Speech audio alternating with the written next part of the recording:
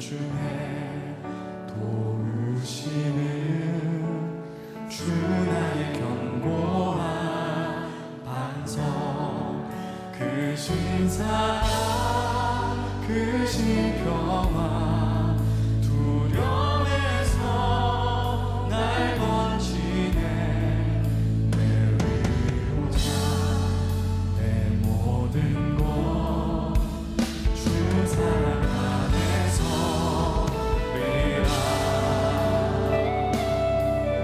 이 시간 우리가 주님의 사랑 안에 서기를 원합니다. 완전하신 하나님이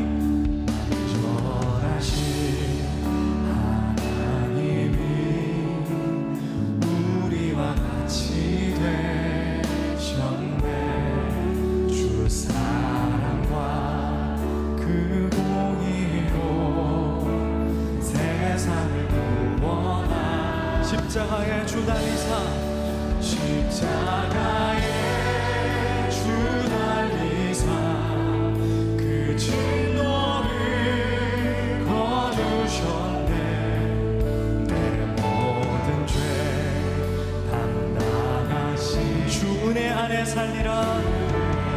한 번 더 찬양합니다. 승리하신 우리의 주님, 승리하신 우리 주님, 원수들을 물리쳤네. 나 주의 것, 주 나의 것, 주 보혈 안에 사. 다시 한번 승리하신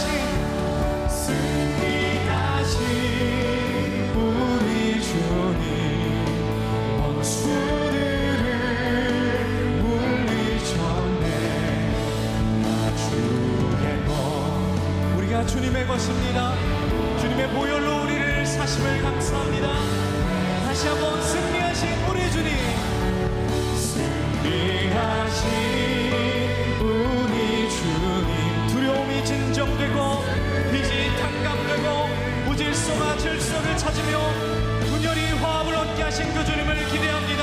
오늘도 예배 가운데서 주님의 그 평화와 평정을 맛보게 하여 주십시오. 우리 한번 같이 이렇게 기도하겠습니다. 기도하시겠습니다. 주님, 우리가 주님의 하나님 평화를 누리기를 원합니다. 주님의 아들들을 위해서 반역을 평정하셨고 우리의 죄를 죄값을 사셨습니다. 그 구원의 놀라운 반전, 주님의 자리와 우리의 자리가 뒤바뀐 반전이 하나님 우리에게 하나님 그 놀라운 역사가 이 예배 가운데 다시 한번 체험되게 하여 주옵소서. 주님의 승리로 우리가 승리하게 하시고 인생의 모든 문제와 난제들을 다시 예수 그리스도께 가져와 하나님 우리가 함께 하나님 해결받는 귀한 역사 있게 하여 주시고 예수의 이름이 우리의 해답이요 정답임을 경험케 하여 주옵소서. 굳건한 반석이시니, 굳건한 반석이시니 그 위에 내가 서리라. 위에 내가 서. 굳건한 반석이시니, 굳건한 반석이시니 그 위에 내가 서리라. 그 위에 내가 서리라. 굳건한 반석이시니 그 위에 내가 서리라. 그 위에 내가 서리라. 할렐루야.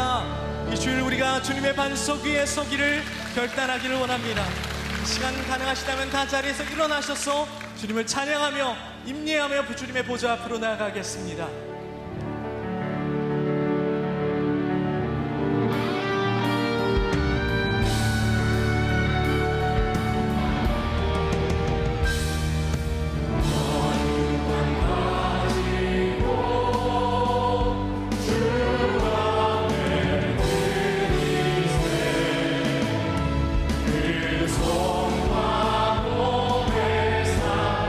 부활하신 영광 중에 빛납니다.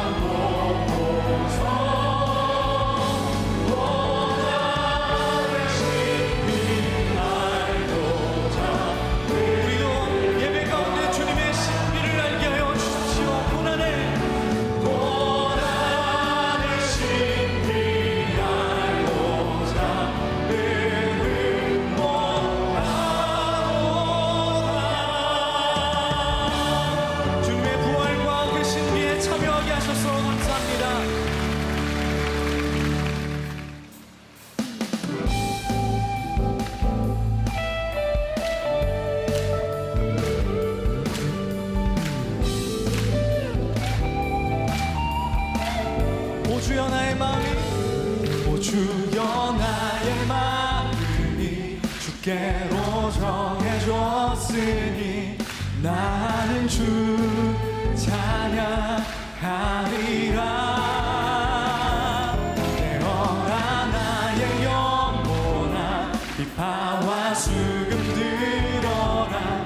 이 새벽에 내가 찬양. 다시 한번 오 주여 나의 마음이, 오 주여 나의 마음이 정해졌으니 나는 주 찬양하리라. 내 영광아 깰지어다, 비파야 수금아 깰지어다. 내가 새벽을 깨우리로다. 주여 내가 만민 중에서 주께 감사하며 문나라 중에서 주를 찬송하리이다. 하리라. 찬양 찬양 찬양. 예수님은 나의 노래. 예수 예수 예수님은 나의 노래. 우리의 삶의 해답이 되시고 노래 되시는 주님, 우리가 주님께 나왔습니다. 이 시간 우리가 주님을 만나가게 하옵소서.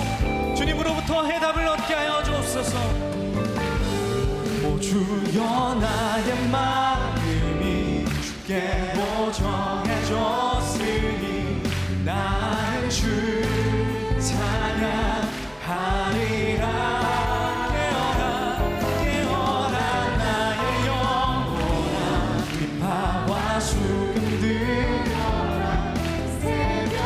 이 시간 우리의 영을 깨우기를 원합니다.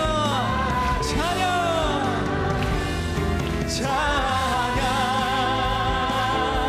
찬양. 예수님은 나의 노래. 예수 예수 예수님은 여러분의 목소리로 다시 한번 내 노래 찬양 찬양.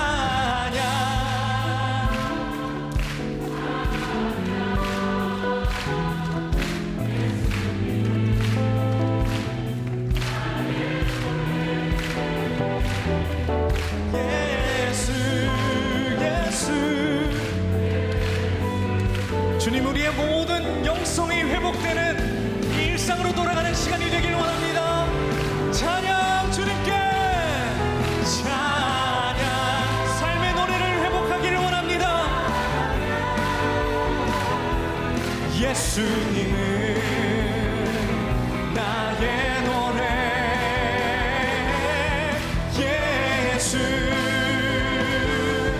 예수 예수님은 나의 노래. 할렐루야. 오직 주님 안에 두려움 없네. 고난을 통해 날 만드심을 믿네. 주님만이 내 모든 것 대신에 주의 강한 손 날 붙드시네. 오직 주님 안에 두려움 없네. 고난 영광 받으실 주님, 받으실 주님만이 내 모든 것. 주의 선하심 나 노래하네. 주의 선하심 나 노래. 다시 한번 오직 주님 안에 두려움 없네. 오직 주님 안에 두려움 없네. 고난을 통해 날 만드시는 주님만이. 어떤 인생이든 질문 없는 인생, 어려움 없는 인생, 고난 없는 인생이 없듯이 우리는 주님이 필요합니다. 주님이 우리의 해답이 되십니다. 오직 주님 안에 소망이 있네. 오직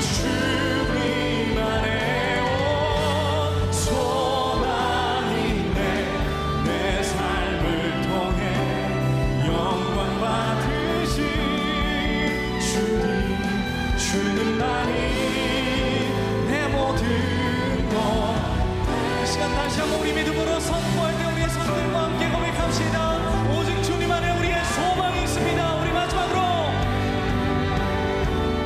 오직 주님 소망 있네, 소망 있네. 내 삶을 통해 영광 받으실 주님, 주님만이 내 모든 것 되시네.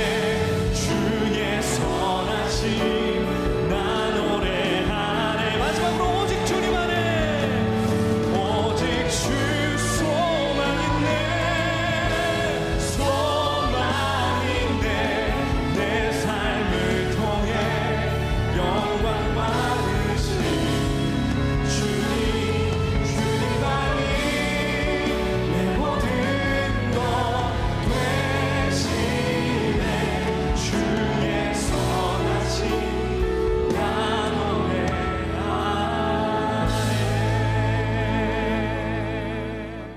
오늘 우리에게 주시는 하나님의 말씀은 창세기 2장 16절에서 17절입니다. 창세기 2장 16절에서 17절입니다.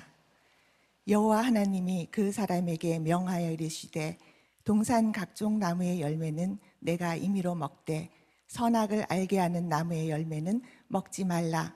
내가 먹는 날에는 반드시 죽으리라 하시니라. 이는 살아계신 하나님의 말씀입니다. 아멘.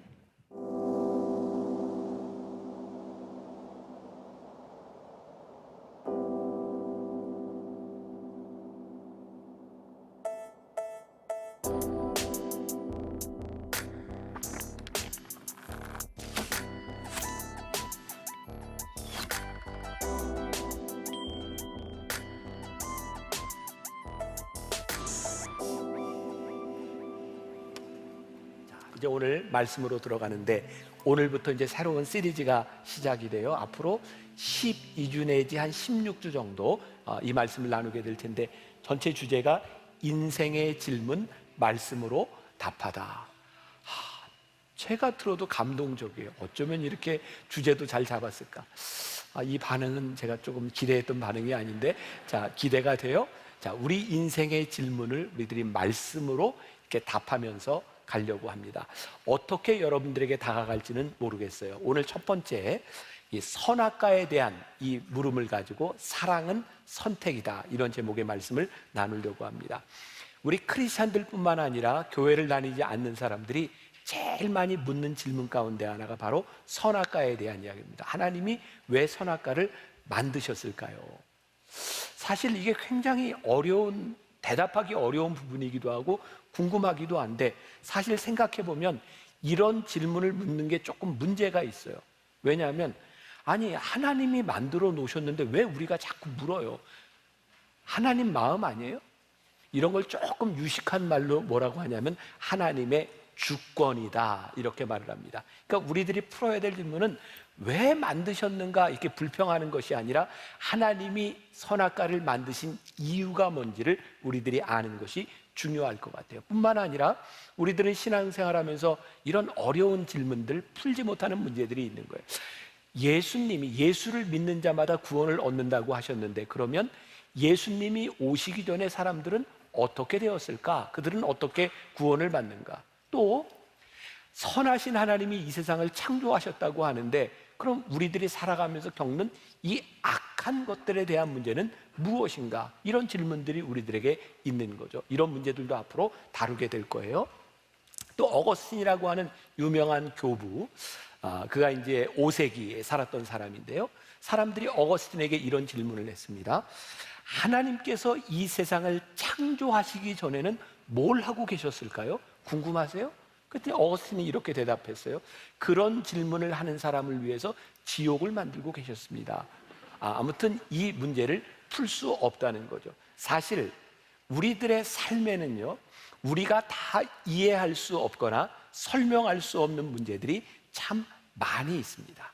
사실 제가 이 말씀의 첫 번째 이 시리즈 제목을 어려운 질문, 명쾌한 해답 이렇게 지었거든요. 근데 말씀을 준비하다 보니까 제가 명쾌한 해답을 할 자신이 없는 거예요. 그래서 예배팀들에서 이런 얘기를 했었어요. 목사님 이거 포기하는 게 좋겠습니다. 사실 말씀을 준비하는 게 그렇게 어려웠어요.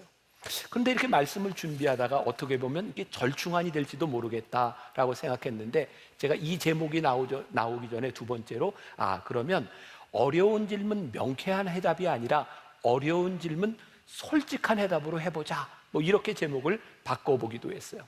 그런데 우리들이 가지고 있는 이 문제들은 사실 우리들이 합리적으로 설명할 수 있는 것도 있지만 믿음이 아니고는 설명할 수 없는 것들이 있어. 그래서 모든 것들에 대한 정답이 아니라 이 문제들을 우리들이 가지고 고민하면서 때로는 우리 안에서 소화가 되기도 할 거고 우리의 믿음으로 이 문제가 해결되게 될 수도 있어요. 이 말씀도 제가 원고를 준비해 놓고 우리 평신도 묵상팀에게 말씀을 주고 피드백을 이렇게 받았어요. 이 말씀을 어떤 느낌으로 어떻게 묵상할 수 있는가. 한 분은 이런 이야기를 했어요. 목사님, 이 말씀을 읽다 보니까 이 제목이 이랬으면 좋겠어요. 어리석은 질문, 필요한 해답. 그러면서 로마서 1장 22절의 말씀을 인용해 줬는데, 새 번역어로 보면 사람들은 스스로 지혜가 있다고 주장하지만 실상은 어리석은 사람이 되었습니다. 우리는 굉장히 잘난 척하고 이런 질문들을 하지만 때때로 그 질문들이 어리석게 느껴질 수도 있겠다는 거죠. 그러면 신앙은요, 제가 대답하지 못하는 것에 대한 핑계를 대려고 하는 것이 아니라 사실 신앙은 굉장히 신비한 영역 가운데 있어요. 만일 이 신앙의 문제를 우리들이 합리적으로 다 풀어낼 수 있다면 이 신앙과 믿음이라고 하는 게 우리들에게 어떤 의미가 있을까요? 사실 이 신앙, 믿음의 문제는 어떤 면에서 우리들이 믿음을 가지고 풀어가야 되는 부분들도 많이 있어요. 그래서 묵상했던 우리 평신도 중에 한 사람은 우리들이 어려운 질문이라고 생각했는데 내가 신앙생활을 하다가 내 믿음이 자라나고 보니까 그게 어려운 질문이 아니라 어리석은 질문이었구나 라고 느낄 때도 있다는 거예요. 어떤 면에서 우리들의 질문은 우리들의 관점이 바뀌기 전까지 절대로 해답이 없을 때도 있어요. 당장 지금 우리나라에서 일어나고 있는 현상을 한번 봅시다. 우리나라 사람들이 크게 세 그룹으로 나눠져 있어요. 보수, 진보, 중간. 이 사람들의 생각이 정말 바뀌지 않습니다. 진보 측에서 뭐라고 이야기를 하고 증거를 다 이렇게 들이밀어도 보수 사람들은 안 믿습니다. 보수 측에서 아무리 증거를 가지고 들이밀어도 진보적인 사람들을 믿지는 않습니다.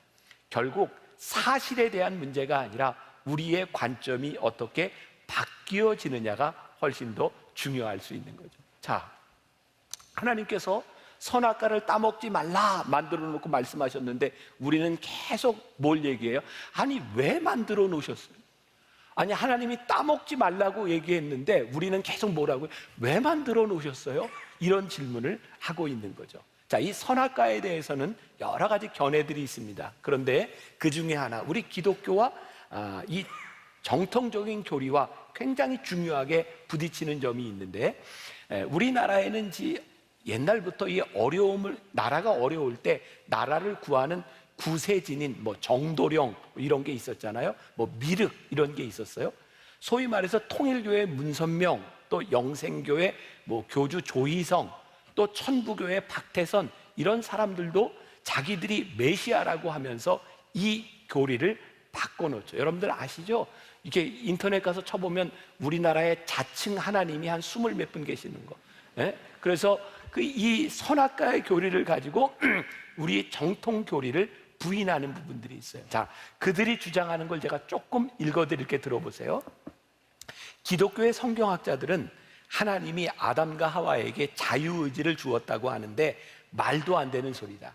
죽음이라는 극한 상황을 설정해 놓고 자식들에게 자유의지라는 미명하에 자식들을 영원히 죽게끔 방치해 놓는 부모가 어디 있는가? 어떤 부모가 겨우 기어다니는 어린 자식을 방에 혼자 놔두고 나가면서 이 어린 아이가 맛있게 먹고 놀 수 있는 과일과 과자를 많이 놔두고 나가면서 이렇게 말합니다. 얘야, 이 과일과 과자를 맛있게 먹으면서 놀아라. 다만 여기 요 그릇에 담겨 있는 것은 절대 건드리면 안 돼. 먹으면 죽어. 주의를 주면서 알려주고 어머니는 나갔지만 혼자 남은 아이는 그걸 먹고 죽었어요. 그 안에 있었던 건 쥐약이었던 거죠. 결국 이 어린아이는 쥐약을 먹고 죽었다고 한다면 이런 어리석은 부모가 어디 있겠는가? 그러면서 하나님은 실패했다라고 말하는 거예요. 동의하세요? 어떻게 보면 이게 참 맞는 얘기 같습니다. 그래 정말 왜 하나님이 왜 선악과를 만들어 놓으셨어? 그런데 창세기 1장 26절에 보면 이 이야기가 전혀 맞지 않는다는 것을 우리들이 알게 되죠. 같이 읽어봅니다. 창세기 1장 26절 시작.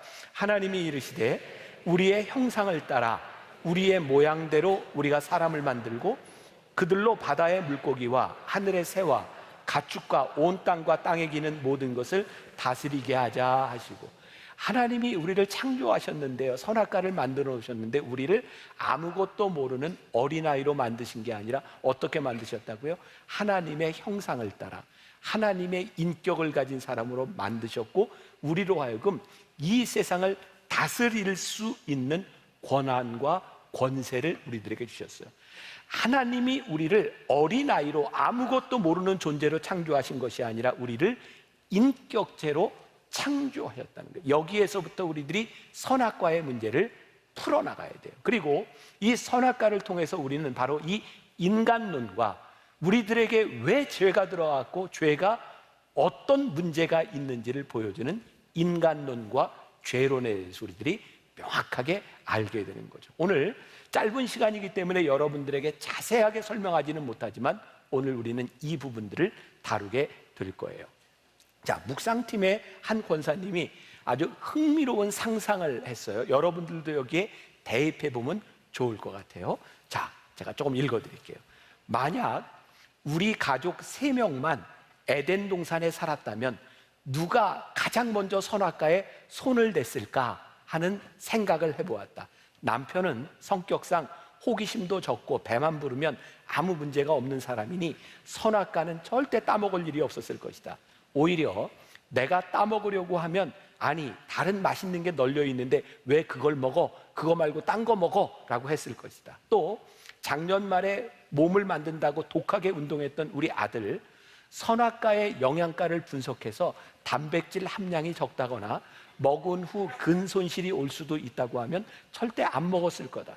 문제는 난데 워낙 호기심이 많고 궁금한 것도 많은 나는 뱀이 나를 꼬시기 전에 내가 먼저 뱀에게 가서 물어봤을 것이다. 야, 뱀, 너 선악과 먹어봤어? 먹을만해? 한 입만 먹어도 눈이 확 밝아지냐? 아니면 반 개쯤 먹어야 되냐? 샐러드 해 먹어도 효과가 있을까? 말려 먹는 건 어때? 라며 이것저것 간을 보면서 물어보고 결국엔 따먹었을 것이다. 그리고 나서 모든 원인을 하나님께 돌리며, 하나님은 누구보다도 나를 잘 아시면서 왜 쓸데없이 저런 걸 만드셔서 나를 힘들게 하시냐고, 이 모든 책임은 전적으로 하나님께 있다고 나름 논리적인 척하며 하나님께 박박 대들었을 것 같다. 마지막으로 어느 목사님이 선악과에 대해 말씀하셨던 것이 생각나 적어본다. 아담과 하와가 우리나라 사람이었다면 뱀이 유혹할 때 선악과를 안 떠먹었을 것이다. 뱀을 잡아먹었지. 네. 이 어떤 목사님이 제가 오래전에 얘기했던 저 같아요. 그러면서 마지막으로 목사님, 만약 목사님께서 아담이나 하와였다면 어떠셨을 것 같아요? 목사님의 답이 궁금합니다. 그래서 생각해 봤어요. 나는 어떻게 했을까? 저는 선악과를 안 떠먹었을 것 같아요.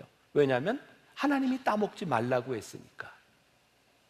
그러니까 하나님을 믿는 우리들에게 이 선악과는 어쩌면 큰 유혹이 되지 않을 수도 있어요. 하나님이 말씀하셨으니까. 문제는 하나님을 믿지 않는 사람들에게 이 선악과는 늘 유혹이 될 것 같다는 생각이 들어요. 자, 이제 말씀으로 또 이제 들어가야 선악과의 문제를 풀어봅니다. 하나님은 왜 선악과를 만드셨을까요? 이 물음은 전적으로 창세기 1장 26절, 우리들이 조금 아까 읽었던 말씀과 연결되어 있어요. 하나님이 하나님의 형상을 따라 우리를 만드셨다.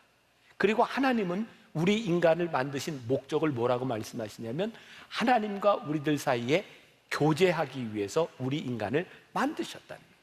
이 교제, 우리를 인격적으로 만드셨다고 하는 것은 우리들을 로봇처럼 만드신 것이 아니라 하나님과의 관계성 속으로 만드셨다는 거예요. 그런데 창조주 하나님께서 우리 피조물을 만드셨을 때 창조주와 피조물 가운데는 이 간격이 존재하는 거예요. 그래서 이 간격을 좁히는 방법은 피조물을 하나님처럼 이렇게 높여주거나 아니면 창조주가 피조물처럼 내려오는 방법이 있는 거죠. 이 선악과는 하나님께서 첫 번째 방법을 택하셨다는 거예요. 선악과를 만드시고 우리에게 자유의지를 주셔서 너희들이 하나님의 형상을 따라 선택할 수 있는 의지를 가진 존재로 만드신 거예요. 근데 문제는 인간이 하나님께 불순종함으로 인하여 이것을 먹으면 정령 죽으리라고 말씀하셨는데 불순종함으로 인하여 우리들이 죽음으로 내려가게 된 거죠. 그래서 하나님께서는 어쩔 수 없이 인간의 몸을 입고 성육신하셔서 우리들에게 내려오셨어요. 가만히 보니까 선악과와 성육신하신 하나님은 하나님께서 우리를 사랑하신다고 하는 동일한 방법, 우리를 사랑하신다고 하는 분명한 표현을 우리들에게 해주고 계신 거예요.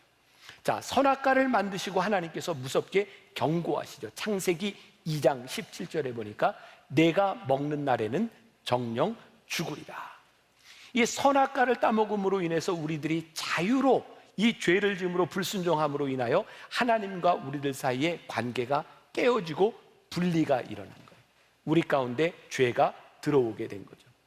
하나님은 우리로 하여금 하나님을 떠날 수 있는 자유를 허락하셨어요. 만일 우리가 하나님께 하나님 왜 선악과를 만드셔서 우리로 하여금 죄를 짓게 만드셨어요? 라고 따진다면 사실 이 말은 하나님 왜 우리들에게 이렇게 큰 자유를 주셨어요? 라고 따지는 것과 마찬가지일 거예요.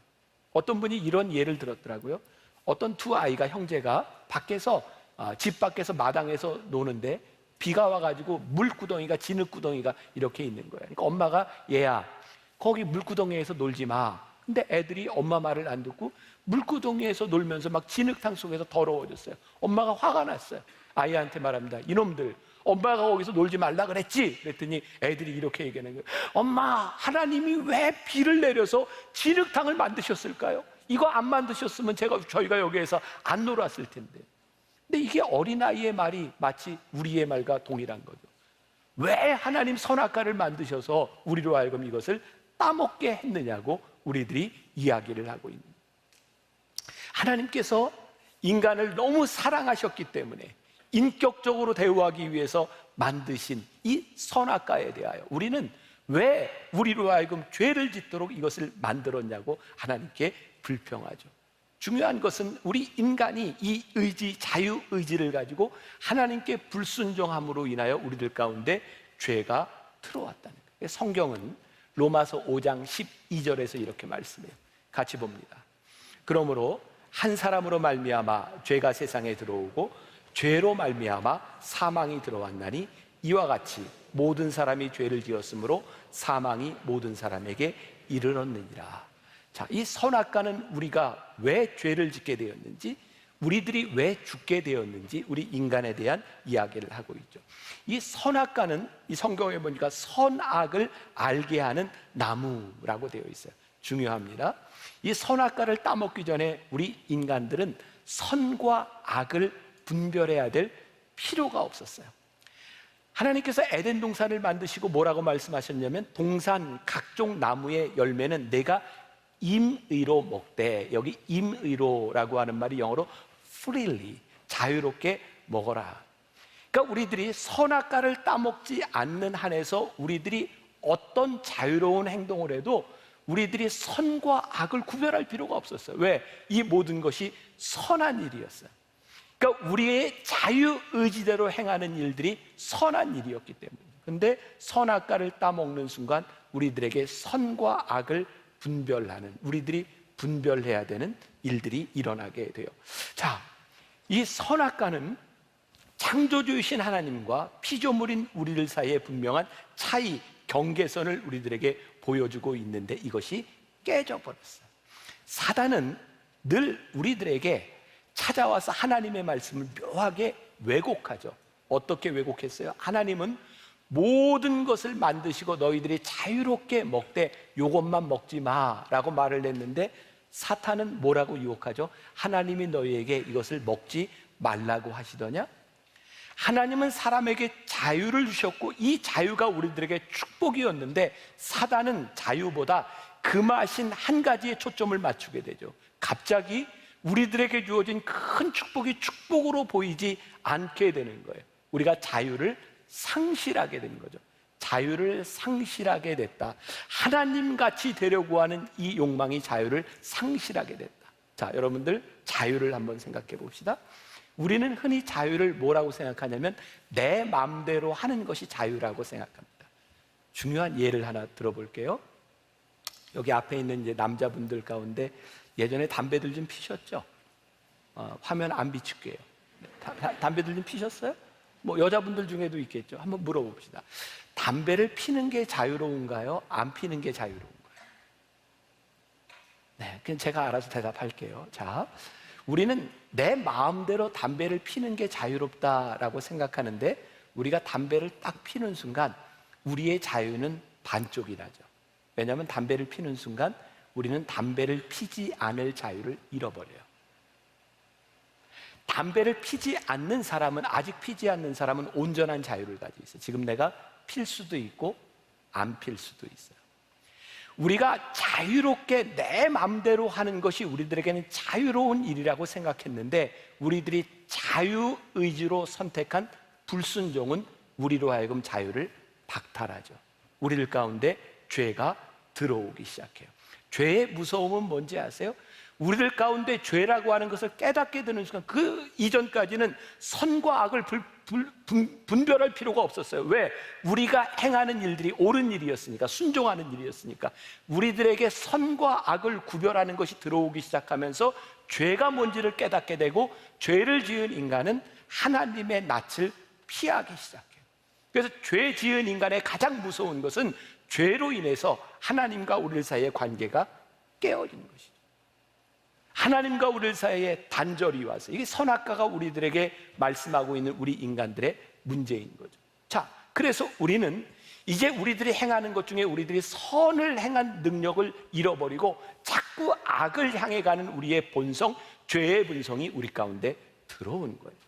그러니까 여기 있는 여러분들, 저를 포함해서 우리가 살아가면서 왜 내 속에는 죄성이 있는가, 죄를 향한 마음이 있는가, 왜 나는 이렇게 순수하게 살아갈 수 없는가라고 하는 고민은 우리 인간들이 가지고 있는 죄성 가운데 있는 거예요. 죄성이 어떤 건가요? 제가 예를 들어볼게요.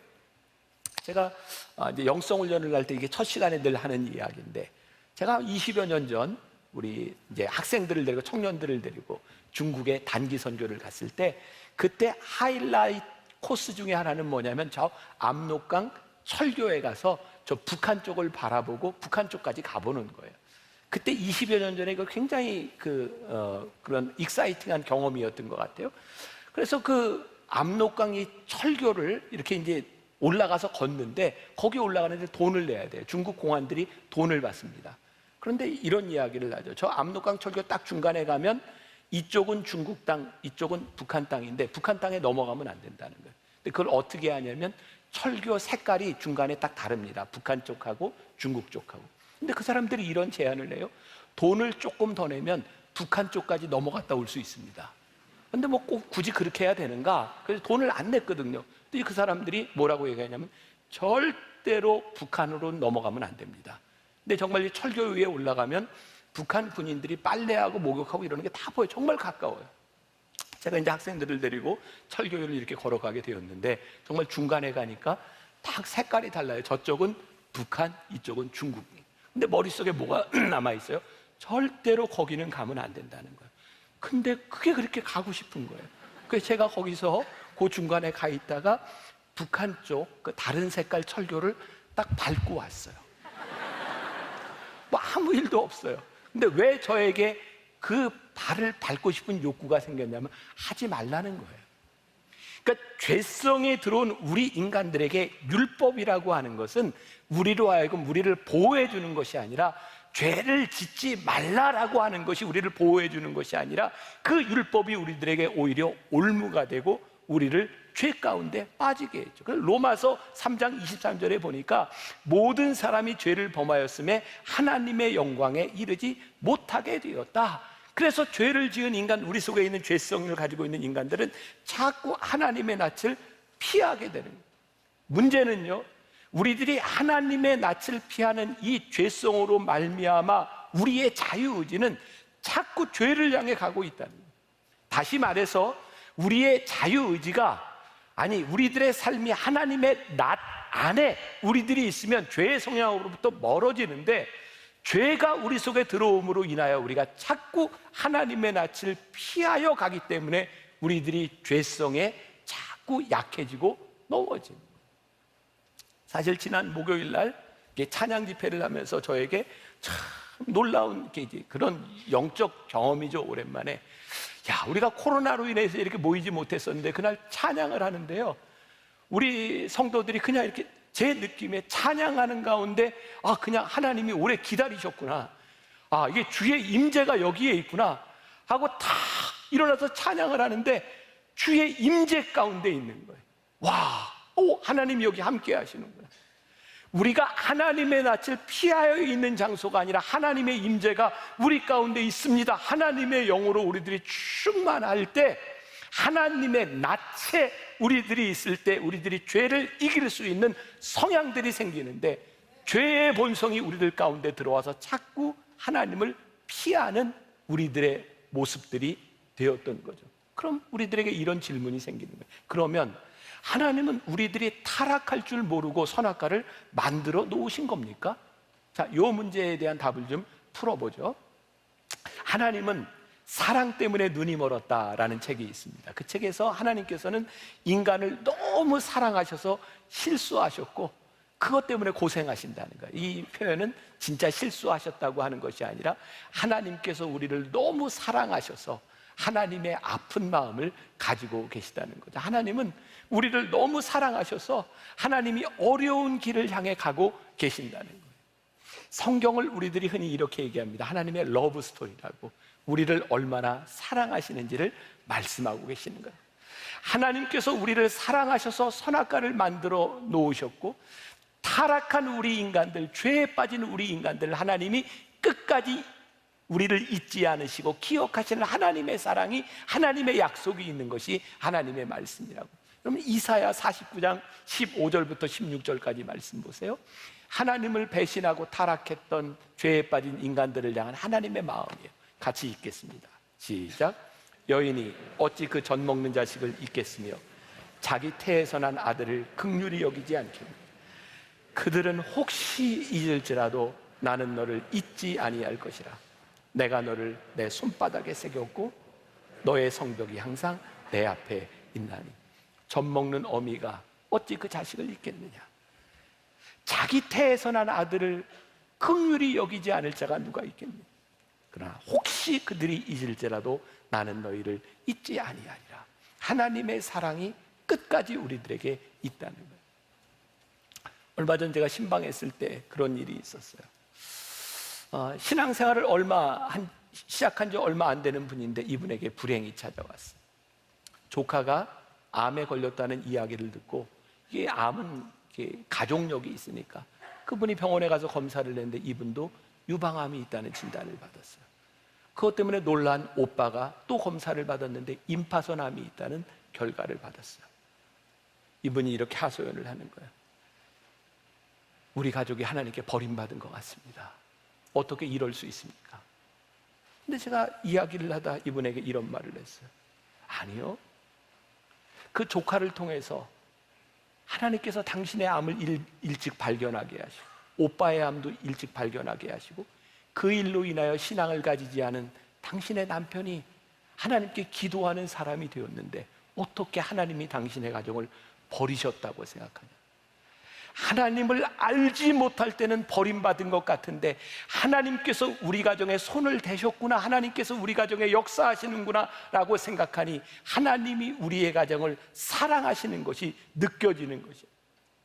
선악과의 사건은, 선악과를 만드신 이 일은 하나님께서 무지해서 우리에게 절망을 주시기 위해서 만든 일이 아니라 하나님께서 우리를 끝까지 사랑하시고 우리와의 이 사랑의 관계를 인격적으로 만들어 가시기 위한 하나님의 러브 스토리였다고 하는 것이 우리들이 믿어지기 시작할 때 우리들이 다른 믿음의 눈을 보고 이 선악과를 보게 됩니다. 이런 예를 들을 수 있을까요? 어떤 애가 이렇게 칼이 필요한데 그 조그만 어린아이에게 부모가 칼을 주었어요. 생각해 보세요.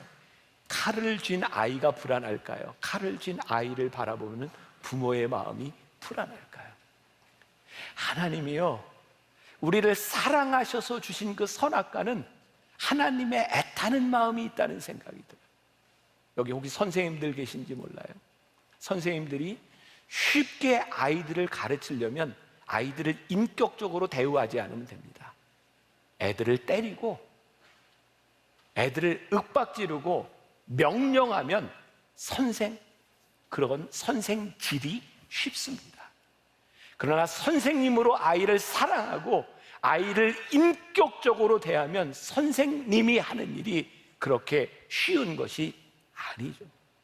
누가복음 15장에 탕자의 비유가 있어요. 아버지가요, 이 못된 아들이 아버지가 살아있는데 유산을 떼어달라고 그 유산을 가지고 자기 마음대로 살아가겠다고 하는 그 아들에게 유산을 떼어줍니다.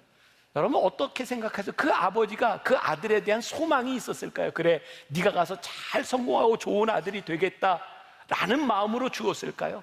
전 그렇지 않다고 생각하거든요.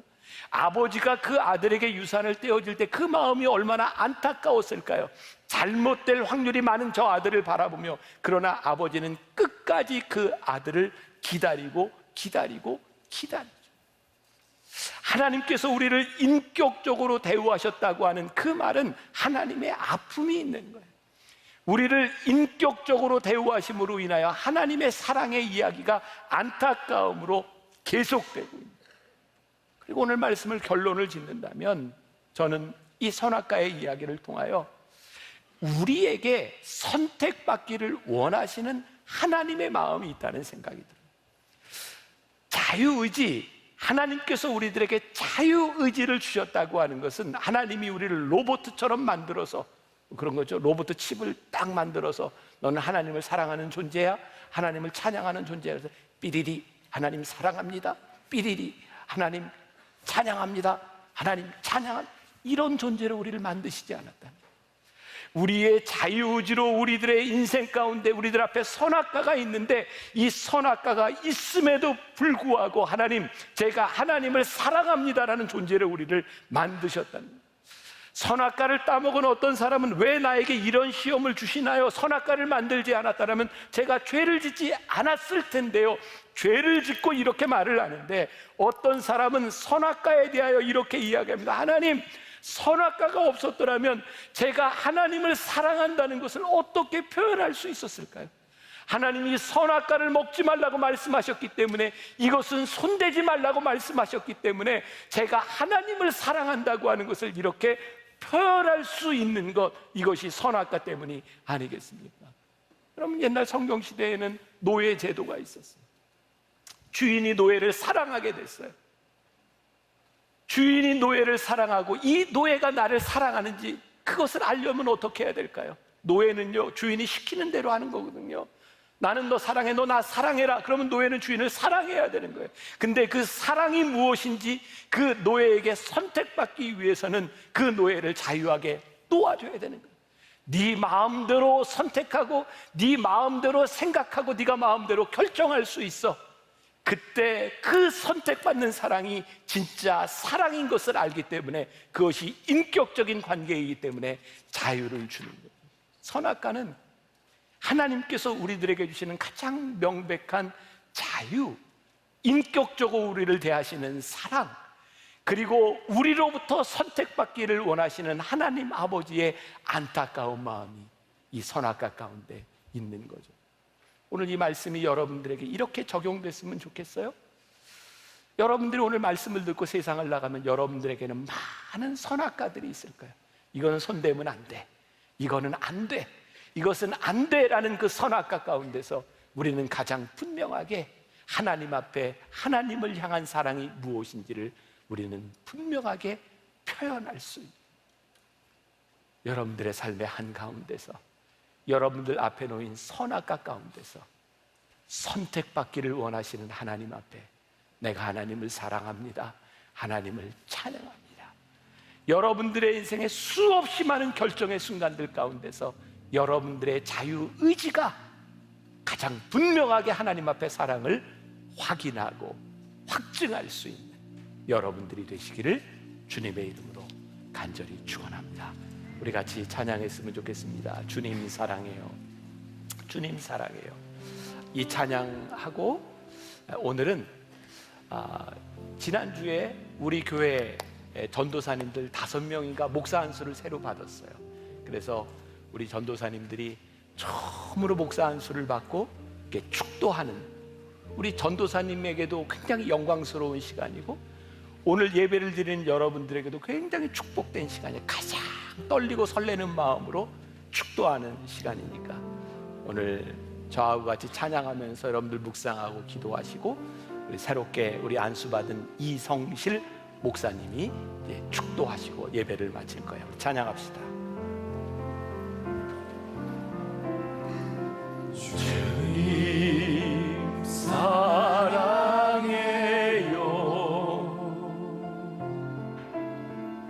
주님 사랑해요.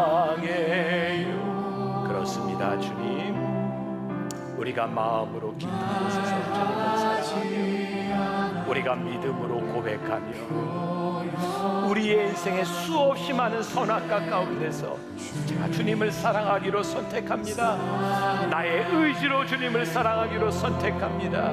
우리가 믿음으로 고백합니다. 주님 사랑해요.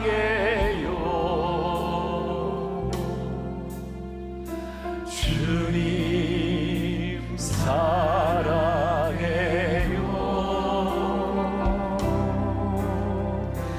말라지 않아도 표현다 못해도 주님 사랑해요.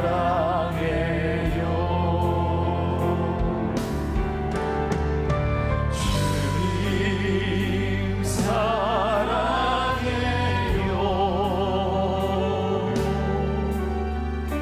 주님 사랑해요.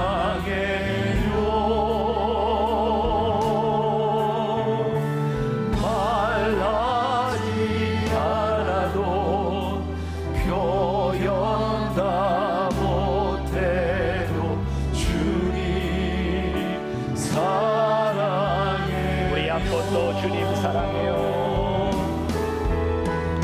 주님 사랑해요.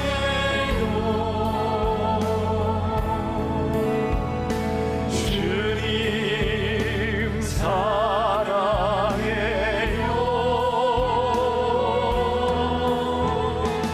말하지 않아도 표현 다 못해도 주님 사랑해요.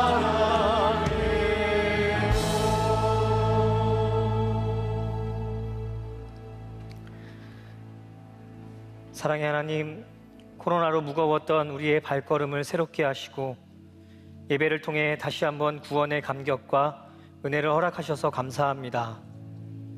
여전히 우리 가운데 회복되고 치유되어야 할 많은 삶의 영역들이 존재하지만 하나님을 의지하고 하나님만을 바라보며 결단함으로 믿음의 발걸음을 내딛습니다.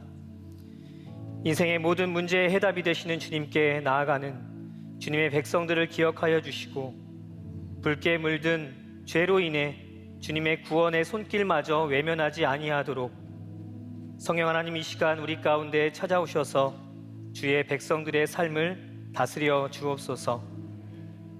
하나님을 향한 열정과 은혜의 감격을 새롭게 하옵소서. 세상 속에 그리스도인으로 살아내는 처절한 주의 백성들의 몸부림을 기억하여 주시고 주님의 손바닥에 새겨진 우리의 이름이 부끄럽지 아니하도록 세상 속 사명자로서의 성별된 삶을 살아내게 하옵소서. 삶 속 내게 주신 선악과가 무엇인지 잘 분별하게 하시고 내게 없는 것 바라보며 불평하기보다 내게 이미 베풀어 주신 하나님의 은혜를 바라보며 감사를 회복하는 백성들 되게 하옵소서. 지금은 그리스도 예수의 크신 은혜와 아버지 하나님의 극진하신 사랑하심과 성령님의 감화감동 교통 위로 충만하심이 이제 인생의 해답이 주님이신 줄 알아 아뢰고 간구하는 모든 성도님들 머리 위에, 그리고 이 나라와 이 민족 위에, 열방과 세계 가운데 지금으로부터 영원토록 함께 하시기를 간절히 축원하옵나이다. 아멘. 지금은 선교 헌금 시간입니다. 이 예배를 통해 삶 가운데 은혜와 회복이 충만하시길 간절히 기도합니다.